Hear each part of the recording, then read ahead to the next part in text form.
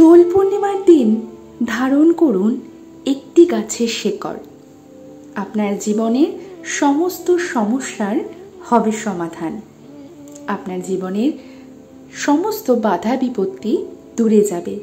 আপনার আর্থিক সমস্যা মিটবে। আপনার জীবনের গুরুত্বপূর্ণ সমস্যাগুলি সব দূরে যাবে। নমস্কার বন্ধুরা, আমি সুমিতা। আমার চ্যানেলে আপনাদের সকলকে অনেক অনেক স্বাগত।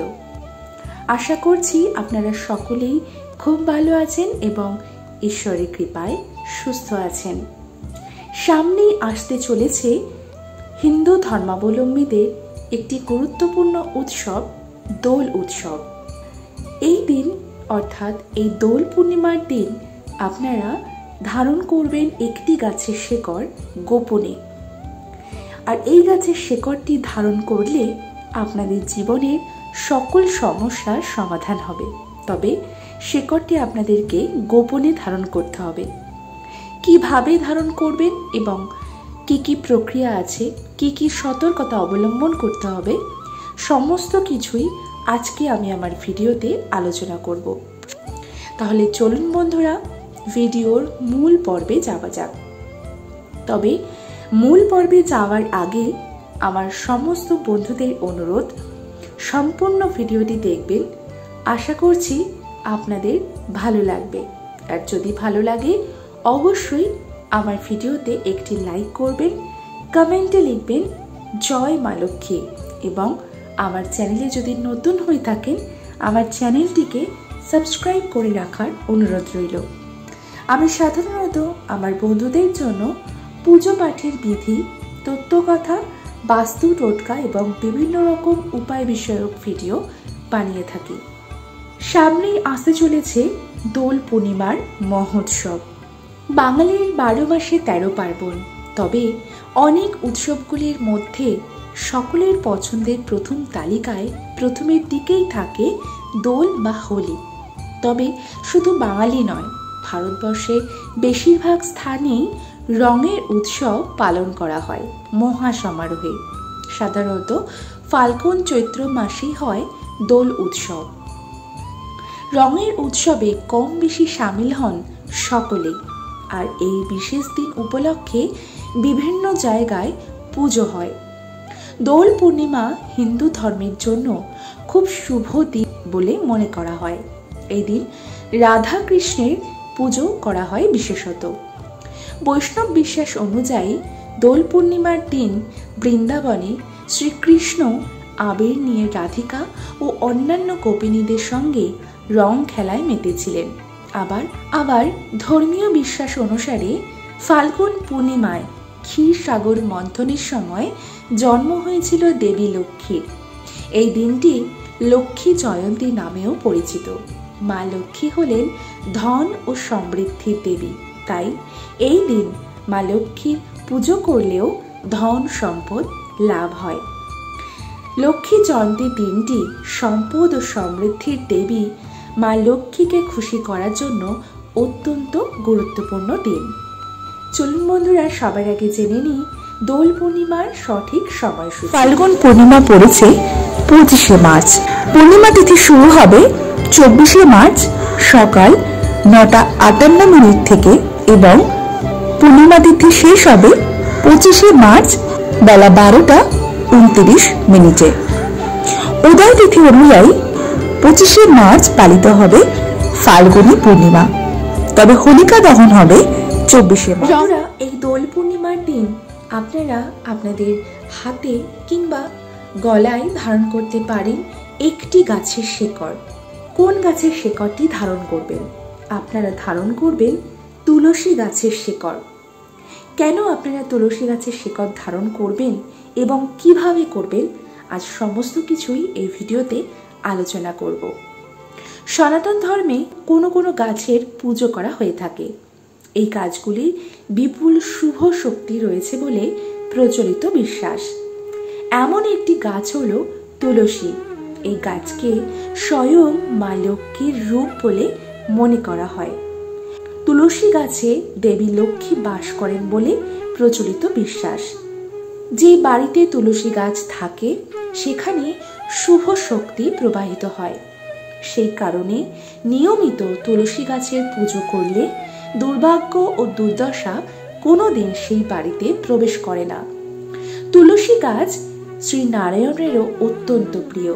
সেই কারণে শ্রী হরি পুজোয় তুলসী পাতা দিতে হয়। তুলসী পাতা না দিলে ভোগ সম্পন্ন হয় না শ্রী নারায়ণের। মনে রাখবেন, তাই এই তুলসী গাছের শেকড় যদি আপনারা এই দোল পূর্ণিমার দিন অর্থাৎ লক্ষ্মী জয়ন্তীর দিন ধারণ করেন, তাহলে মা লক্ষ্মী এবং শ্রী নারায়ণের আশীর্বাদ সারা বছর আপনার সাথে থাকবে এবং আপনার সমস্ত কাজ, সমস্ত বাধা বিপত্তি দূরে যাবে। গাছপালা ব্যক্তির জীবনে ইতিবাচক শক্তি প্রভাব বিস্তার করে। হিন্দু ধর্মে তুলসী গাছ সর্বাধিক শুভ ও পবিত্র মনে করা হয়। তুলসী পূজনীয়। তুলসী পাতা, মঞ্জরি, এমনকি শেকড় নানানভাবে ব্যক্তির জীবনকে উন্নত ও সমৃদ্ধ করতে পারে। প্রচলিত বিশ্বাস অনুযায়ী তুলসী গাছে মা লক্ষ্মীর বাস। হিন্দু শাস্ত্রে তুলসীর পাতা ও মঞ্জরির বিভিন্ন জ্যোতিষ উপায় সম্পর্কে জানানো হয়েছে। এর পাশাপাশি এই গাছের শেকড়েরও কিছু উপায় যদি আপনারা করেন, তাহলেও সেক্ষেত্রে আপনারা অনেক বেশি সুফল পাবেন। তবে এই দোল পূর্ণিমার দিন কিভাবে আপনারা তুলসী গাছের শেকড় ধারণ করবেন এবং তার ফলে কি কি লাভ আপনারা পাবেন, চলুন জেনে নিই। সবার প্রথম দোল পূর্ণিমার দিন অর্থাৎ 25শে মার্চ সোমবার দিন আপনারা সকাল সকাল ঘুম থেকে উঠবেন। ব্রহ্ম মুহূর্তে ঘুম থেকে উঠতে পারলে অত্যন্ত ভালো। সেটা যদি সম্ভব না হয় তাহলে সকাল সকাল ঘুম থেকে উঠবেন। ঘুম থেকে ওঠার পর বাড়িঘর খুব সুন্দর করে পরিষ্কার করবেন এবং পরিষ্কার করার পর আপনারা শুদ্ধ জলে স্নান করবেন। স্নান করার পর শুদ্ধ বস্ত্র পরিধান করবেন, কোনো উজ্জ্বল রঙের বস্ত্র পরিধান করবেন। সেটি আপনারা লালও পরতে পারেন অথবা হলুদ কিংবা সবুজও পরতে পারেন। উজ্জ্বল রঙের বস্ত্র পরিধান করে আপনারা ঠাকুর ঘরে যাবেন এবং ঠাকুরের পুজো করবেন। আপনার যে আরাধ্য দেবতা রয়েছে বাড়িতে, ঠাকুর ঘরে সমস্ত দেবতার পুজো করবেন এবং এই দিন অবশ্যই ঠাকুরের পায়ে আবির দিতে ভুলবেন না। ঠাকুরের পায়ে আবির দিয়ে প্রণাম করবেন এবং 1 ঘটি গঙ্গার জল নেবেন। তার সাথে মেশাবেন একটুখানি কাঁচা দুধ এবং তার সাথে একটু ফুল।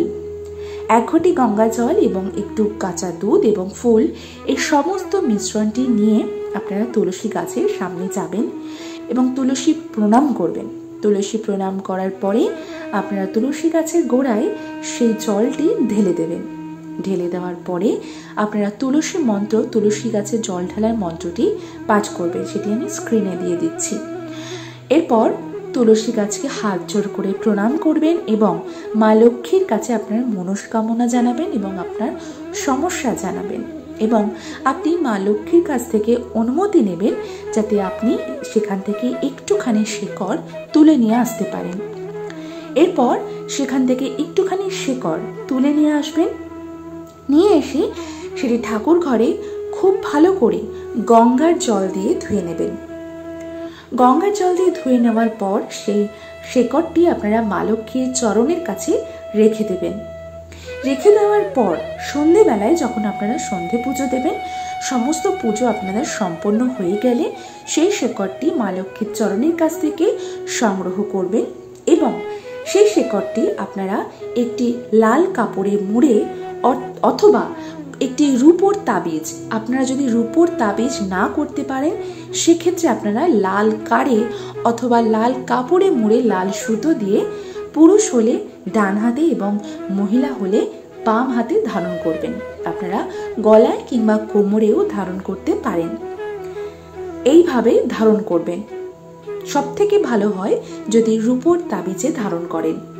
যদি আপনারা হাতে কিংবা আপনারা যদি শরীরে ধারণ করতে না পারেন সেক্ষেত্রেও এই কাপড়টি অর্থাৎ শেকড়টি যে লাল কাপড়ে মুড়েছিলেন সেটি আপনারা টাকা রাখার লকারেও রেখে দিতে পারেন। এর ফলে প্রচুর অর্থের আগমন হবে, আপনার সৌভাগ্যের দ্বার উন্মুক্ত হবে, আর্থিক সমস্যা থেকেও মুক্তি হবে। যদি আপনারা রূপোর মাদুরিতে তুলসীর শেকড় ভরে সেটি আপনারা ধারণ করেন এবং এক এক করে আপনার সমস্ত সমস্যা থেকে আপনি মুক্তি পাবেন। তাছাড়াও শাস্ত্র মতে তুলসীর মালা ধারণ করা অত্যন্ত শুভ এবং এছাড়াও ঠাকুর ঘরে যদি আপনি একটুখানি তুলসীর শিকড় রেখে দিতে পারেন তা এতে আপনার জীবনে পজিটিভ শক্তি প্রভাব বজায় থাকবে। তুলসীর শিকড় বাড়িতে থাকলে মানসিক শান্তি লাভ করা যায়, পাশাপাশি আপনার অবসাদ দূর হয়, এমনকি আপনার মনে যদি নেতিবাচক শক্তির প্রভাব বৃদ্ধি পায় তবে সেটিও সমাপ্ত হয়ে যায়। তাহলে বন্ধুরা, আশা করছি আজকে আমি যেভাবে বললাম সেইভাবে যদি আপনারা দোল পূর্ণিমার দিন তুলসী গাছের শিকড় ধারণ করতে পারেন, আপনার জীবনের সমস্ত সমস্যার সমাধান হবে। তাহলে বন্ধুরা, আশা করছি আজকের আমার ভিডিওটি আপনাদের ভালো লেগেছে। যদি ভালো লাগে অবশ্যই আমার ভিডিওতে একটি লাইক করবেন এবং আমার চ্যানেলে যদি নতুন হয়ে থাকেন আমার চ্যানেলটিকে সাবস্ক্রাইব করে রাখার অনুরোধ রইল এবং ভিডিওটি বেশি বেশি করে শেয়ার করে দেবেন যাতে আপনার সাথে সাথে আপনার আত্মীয় পরিজন, বন্ধু বান্ধব সকলে ভিডিওটি পেয়ে উপকৃত হয়। তাহলে বন্ধুরা, আজকের ভিডিওটি আমি এখানেই শেষ করছি। আবারও দেখা হবে আপনাদের সঙ্গে নতুন কোনো একটা ভিডিও নিয়ে খুব শিগগিরই। ততক্ষণের জন্য আপনারা সকলে খুব ভালো থাকবেন এবং ঈশ্বরের কৃপায় সুস্থ থাকবেন।